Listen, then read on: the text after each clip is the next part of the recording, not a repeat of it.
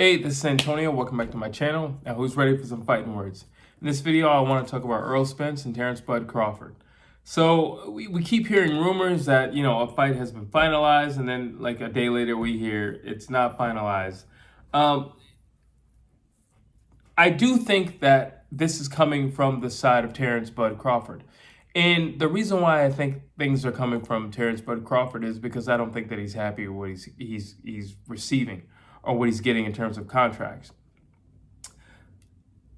I think Terrence Crawford is an amazing fighter. I really do. I think he's an amazing fighter. I think he's an amazing talent. Do I think that he is some star-studded attraction? No, I don't. And sometimes you have to play second fiddle.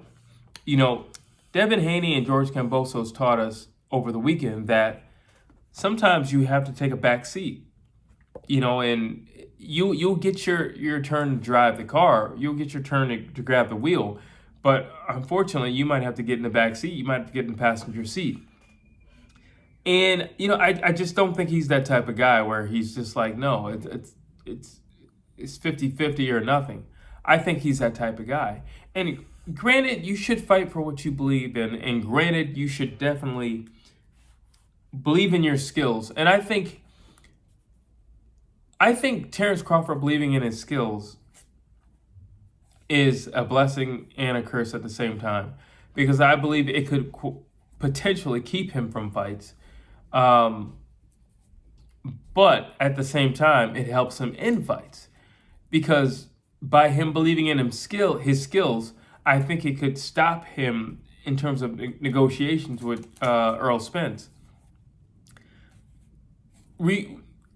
Regardless of how you like this, Errol Spence is definitely the top dog in the negotiations.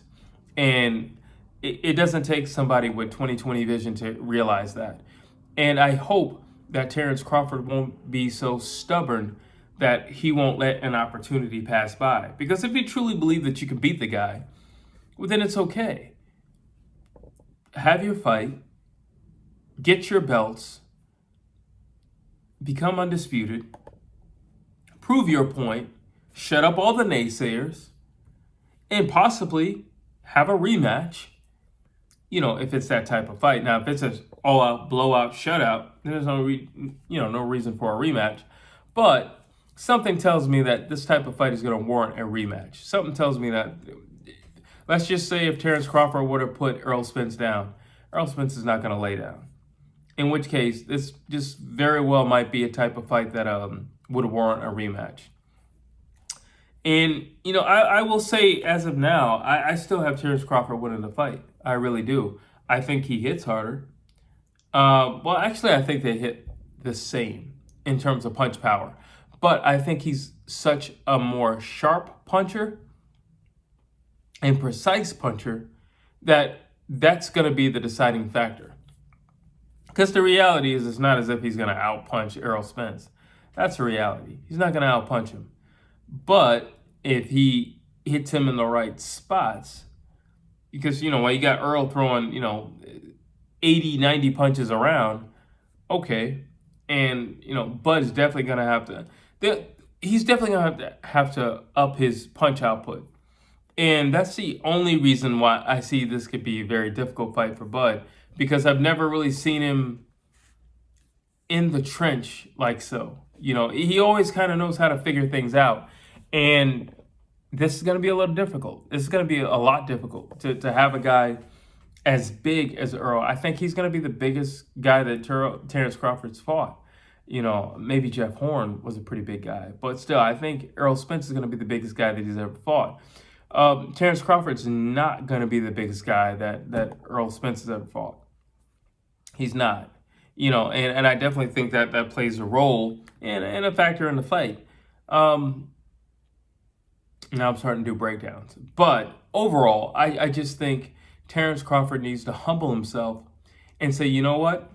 I'm going to allow you to get whatever you need so this fight could be made, so that I can prove who I am. I can prove my skill set, and I can have my dream fight. I can have that fight that I've been clamoring for over, 2-3 years now?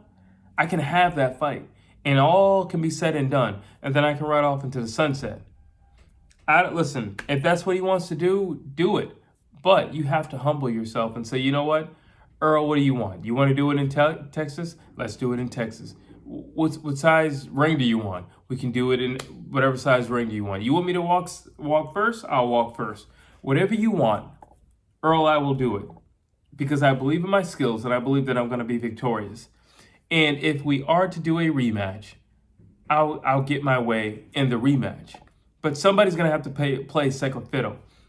Whether you like it or not, that's just how this game is played. Okay, it's not the 50-50 show all the way across. It's not. Somebody's going to have to play second fiddle. And he needs to humble himself. Listen, I'm not just saying that as a fan, but I'm saying that as somebody who does admire Terrence Crawford. You need to humble yourself. And whatever it takes to get the fight made, get the fight made.